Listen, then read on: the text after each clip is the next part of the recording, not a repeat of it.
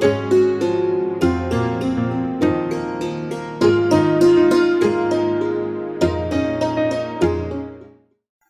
afternoon, ladies and gentlemen, boys and girls. It's Rod Fleming in the Philippines here. Today we're going to discuss Polari. Now, Polari was a kind of secret language, a lingua franca amongst British gays for many, many years. It only really disappeared recently. It might still even be going. Before we get into that, please remember that we do need the financial support, so please go onto one of our funding links. I'll put them up in a moment. And just send what you can. You can go PayPal, Patreon. Patreon is lovely because, you know, it's not very much money and it's regular. Patreon, Coffee, Ko-Fi, buy me a coffee. There's a GoFundMe. There's just lots of ways, and you can just give a little bit. You don't have to give a lot, but every little bit helps. Thank you.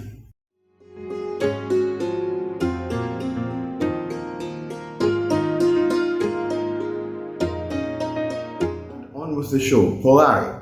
Now, what a lot of people I really think don't understand is that there was a gay scene prior to 1970, and this seems to have been completely obliterated largely by the activities of the new gay man, who is a masculinist version of male homosexuality, who takes his ideas from a German writer called Benedict Friedlander. And Friedlander's ideas were led directly into some pretty nasty social things like Nazism, just to mention one. He was instrumental in creating what's called the Wandervogel movement in Germany, which was a kind of ramblers organization, which later became the Hitler Youth. And he believed that it made a man more masculine if he were to penetrate another man. It's kind of like a sucking the power out thing. And obviously, although Friedlander was himself married, he hated femininity in men. He absolutely detested it. And I think, we can read between the lines of his work and see that he really was a terrible misogynist, really awful. But anyway, there was a freewheeling, happy-go-lucky free gay scene going on really all over the Western world, which has now been really suppressed. And people just don't want to talk about it. Because in that era, to be gay meant to be a feminine man. That was the only way around it. There was no other, if you were gay in this sense, homosexual, then you were an unmasculine man, a feminized man. There were no masculine gays. It didn't happen. And so the masculinist tradition, when it came in and started to really destroy everybody else, and was massively aided by the HIV epidemic of the 1980s,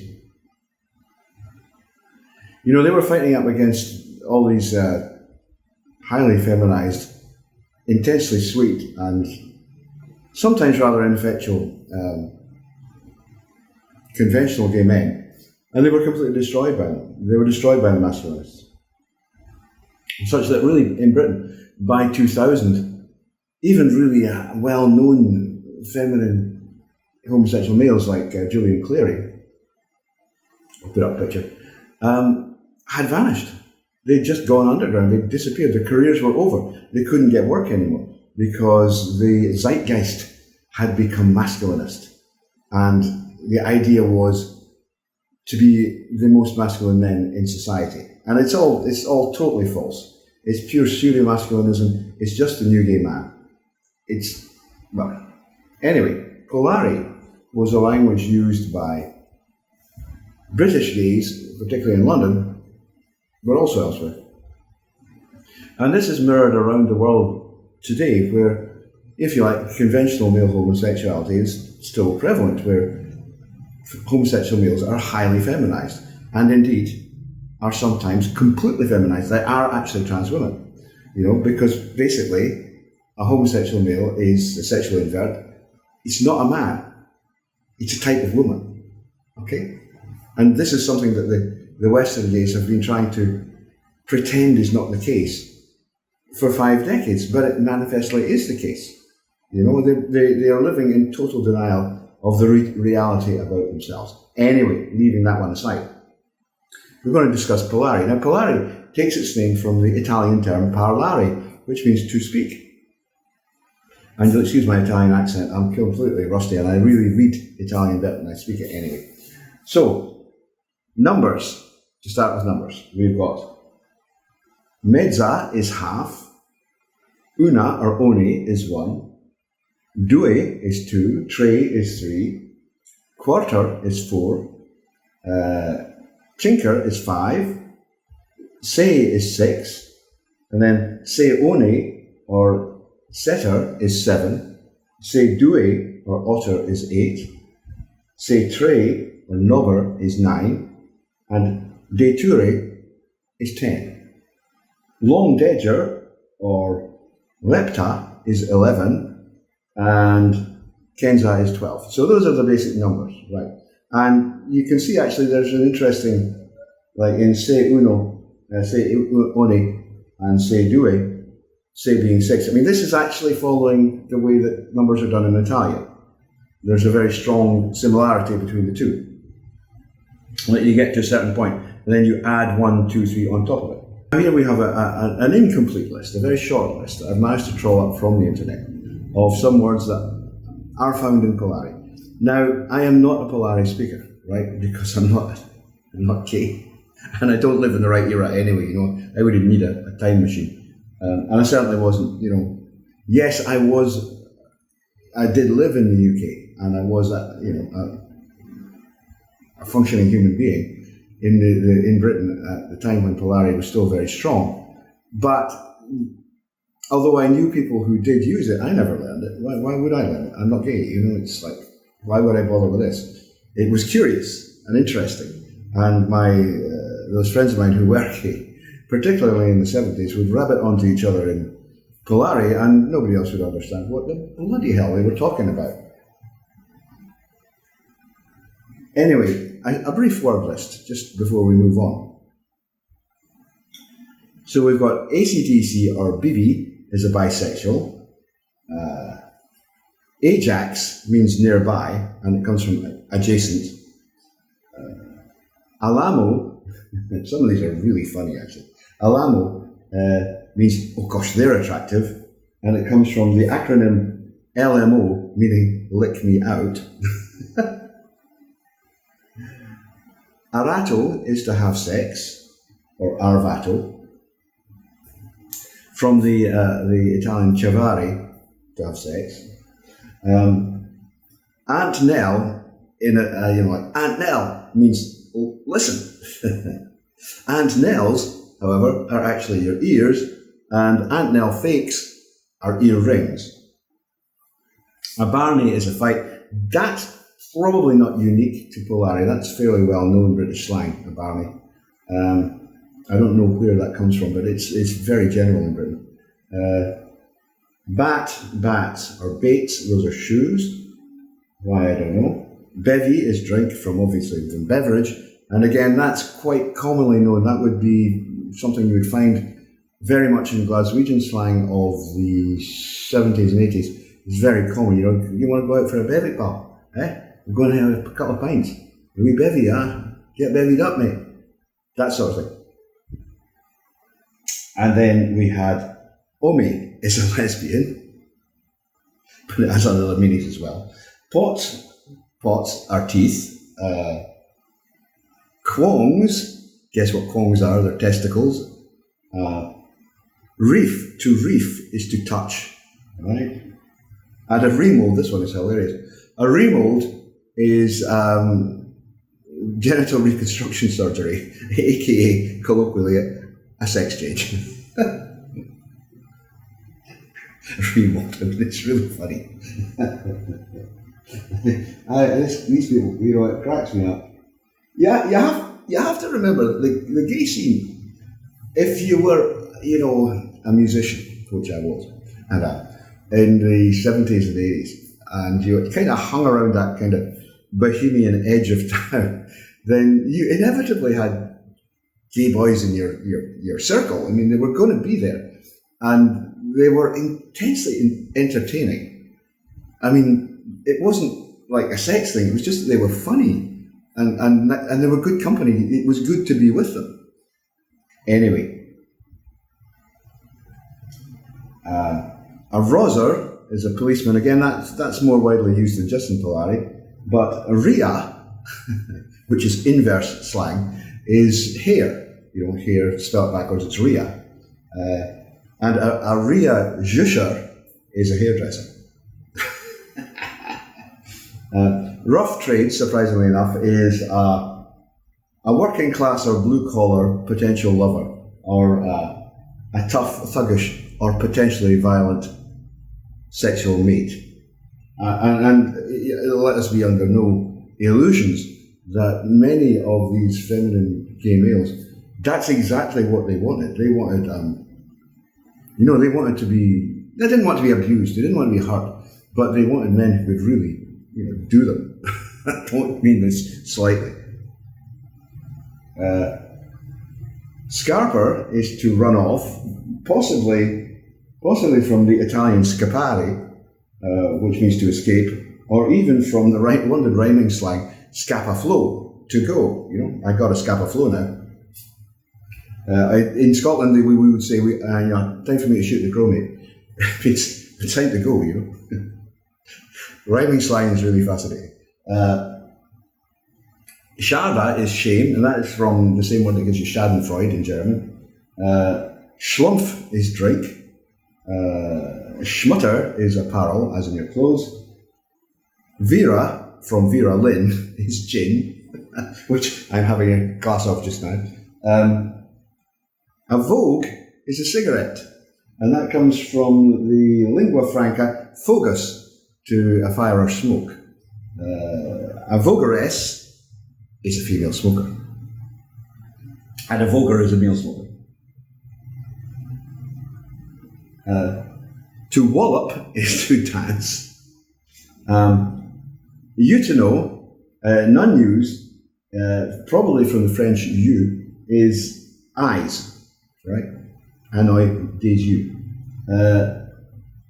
Juche style is hair tart up to mince. It's like, let's go out juche style. And to juche our ria means to fix up our hair, and jushi means showy. So I'll give you a couple of examples of Polari in use, and I'm grateful to the various websites that I found this on. It's not actually easy to find. There was a book published a couple of years ago about it, and it's probably worth digging out if this interests you. A lot of the material, unfortunately, there was a huge amount of it on the BBC, really huge, because so many of the people who were involved, particularly in radio in the early days, were absolutely flaming. I mean, I'm kidding you not. But the BBC didn't keep a lot of those things, unfortunately. I mean, in those days, they used to reuse the tapes, and they were tapes, That's how skint they were, Anyway, I'm going to just have to read this because it's quite complicated, so bear with me while I look away. Here we go. Omees and palone-omees of the jury. Varda well at the eek of the poor Ome who stands before you, his lallies trembling. And this means, men and women of the jury, or perhaps ladies and gentlemen of the jury, look well at the face of the poor man who stands before you, his legs trembling. And then, so bona to vada, your lovely eek, and your lovely ria, which means how good it is to see your beautiful face and your lovely hair. And here is a short quote from a book by a journalist called Peter Burton, who was famously gay. And he said, as fellate-omees, we would juche our ria, powder our eeks, climb into our bona new drag, don our bats, and troll off to some bona bijou bar.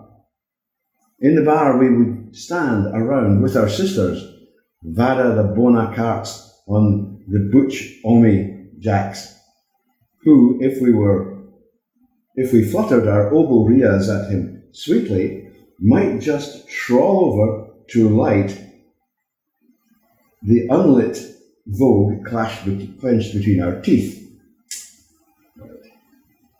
And there's that translation I'll just read you. It says, as young men, we would style our hair, powder our faces, climb into our great new clothes, go on our shoes, and wander off to some nice bijou little bar. And there we would stand around with our gay companions, look at the great genitals on the butch pen standing nearby. And if we fluttered our eyelashes enough, they might come over and light our cigarettes. And presumably, perhaps more.